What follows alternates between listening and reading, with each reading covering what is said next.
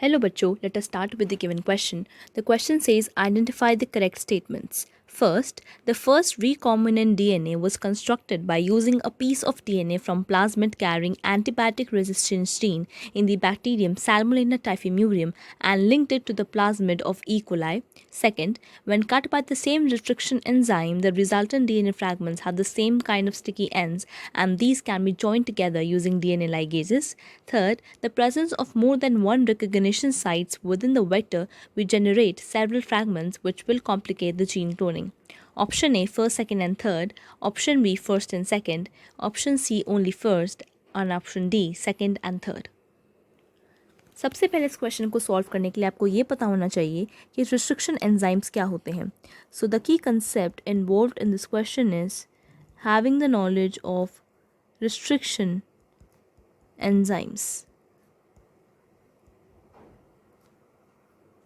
देखिए, restriction enzymes हमारे वो एंजाइम्स होते हैं जो केपेबल होते हैं हमारे डीएनए के स्ट्रैंड को कट करने के लिए इनटू फ्रैगमेंट्स.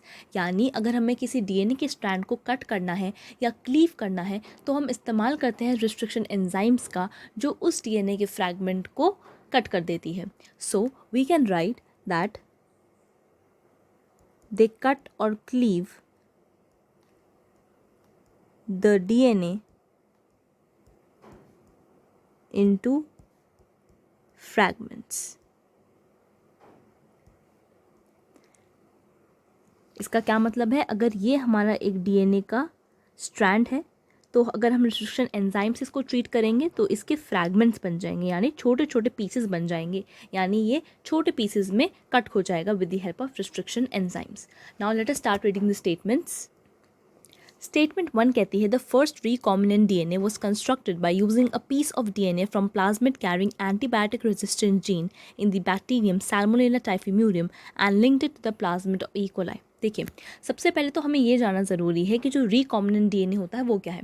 देखिए, रिकॉम्बिनेंट डीएनए का मतलब है अगर हम एक प्लाज्मिड के अंदर फॉरेन डीएनए को इनकॉर्पोरेट कर देते हैं तो जो हमारे पास डीएनए ऑब्टेन होता है that is the recombinant DNA. And सबसे पहला रिकॉम्बिनेंट डीएनए किसने बनाया था? वो बनाया था हमारा Stanley Cohen and Herbert Boyer in 1972. तो जो रिकॉम्बिनेंट डीएनए था वो कैसे बनाया गया था? उसमें हमने एक डीएनए का पीस लिया था फ्रॉम द प्लाज्मिड जिसके अंदर एंटीबायोटिक रेजिस्टेंट जीन होती है जो कि सैल्मोनेला टाइफीम्यूरियम के अंदर होता है. यानी हमने सैल्मोनेला टाइफीम्यूरियम का नेटिव प्लाज्मिड लिया एंड उसके अंदर एंटीबायोटिक रेजिस्टेंट जीन को इनकोड कर कर हमने उस पूरे रिकॉम्बिनेंट डीएनए को ट्रांसफ़र कर दिया इनटू द ई कोलाई ताकि वो उसके अंदर ग्रो कर सके. इसका मतलब हम क्या कह सकते हैं? जो सैल्मोनेला टाइफीम्यूरियम का प्लाज्मिड था उसने एक्ट किया एज अ वेक्टर जिसने हमारा एंटीबायोटिक रेजिस्टेंट जीन को ट्रांसफ़र किया in the host that is E coli. तो इस केस में जो हमारा होस्ट है that is E coli and जो प्लाज्मिड हमने ऑब्टेन किया है that is from Salmonella typhimurium. And यहाँ पे हमें स्टेटमेंट में क्या मिल रहा है? देखिए, स्टेटमेंट कह रही है कि हमने जो प्लाज्मिड लिया है सैल्मोनेला टाइफीम्यूरियम का उसको लिंक किया है to the plasmid of E coli.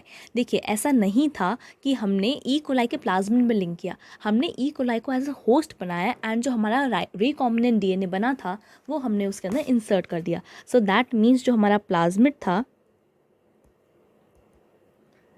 That was obtained from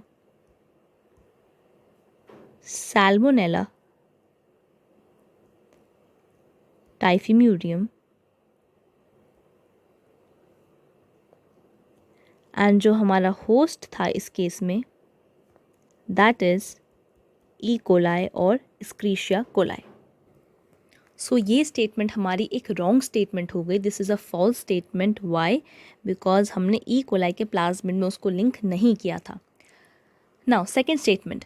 When cut by the same restriction enzymes, the resultant DNA fragments have the same kind of sticky ends and these can be joined together using DNA ligase. देखिए, ये बिल्कुल true statement है क्योंकि क्या होता है अगर हम DNA फ्रैगमेंट्स को same kind of restriction enzyme से कट करते हैं, यानी अगर हमने DNA फ्रैगमेंट को एक ही रिस्ट्रिक्शन एंजाइम से कट किया तो हमारे पास एक जैसे स्टिकी एंड्स प्रोड्यूस होते हैं. एंड एक जैसे स्टिकी एंड्स प्रोड्यूस होने का क्या फ़ायदा होता है? इससे जो हमारा DNA लाइगेज है उसका काम आसान आसान हो जाता है क्योंकि वो जॉइन कर सकता है हमारे डीएनए के फ्रैगमेंट को। यानी अगर हम किसी डीएनए फ्रैगमेंट को कट करते हैं एक ही रिस्ट्रिक्शन एंजाइम से, तो उसके अंदर एक जैसे स्टिकी एंड्स बनते हैं जो क्या होते हैं, ओवर हैंगिंग स्ट्रेचेस होते हैं डीएनए के, जो मदद करते हैं ताकि हम डीएनए लाइगेज से आपस में जोड़ सकें उन डीएनए फ्रैगमेंट्स को। So this is a true statement. And we can write what are sticky ends.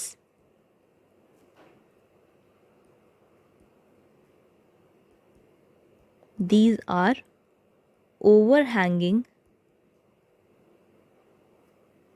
stretches of DNA. So second statement हमारी एक true statement है. Now the third statement. The presence of more than one recognition sites within the vector will generate several fragments which will complicate the gene cloning. देखिए, gene cloning का मतलब होता है कि clones बनाना, यानी मल्टीपल कॉपीज़ बनाना एक gene के लिए। तो क्या होता है कि अगर हमारे वेक्टर के अंदर, जो कि हमारा व्हीकल होता है ट्रांसफ़र करने के लिए हमारे फॉरेन डीएनए को, अगर उसके अंदर एक से ज़्यादा रिकग्निशन साइट होती हैं तो वो बहुत सारे फ्रैगमेंट्स फॉर्म कर देता है। यानी we can say that the multiple recognition sites for the restriction enzyme can break the vector into fragments and complicate the process of gene cloning. अगर हमारे पास बहुत सारे फ्रैगमेंट्स पाए जाते हैं तो वो जीन की क्लोनिंग की जो प्रोसेस है उसको कॉम्प्लिकेट कर देता है, उसको मुश्किल बना देता है अगर हमारे पास ज़्यादा रिकग्निशन साइट प्रेजेंट होती हैं। तो अगर एक रिकग्निशन साइट प्रेजेंट होती है एक वेक्टर के अंदर तो वो एक आइडियल वेक्टर माना जाता है, यानी एक हमारी आइडियल चॉइस होती है जिसमें आसानी से हम जीन क्लोनिंग कर सकते हैं एंड कोई कॉम्प्लिकेशन नहीं आती है। So this is again a true statement. And we can say that what is gene cloning? It is making multiple copies of a gene. So that means हमारी first statement false है, second statement true है and third statement भी true है. So हमारी second and third statement are true. So we can say that the option D, that is second and third, is the required answer for the given question. Hope you understood the question well. All the best.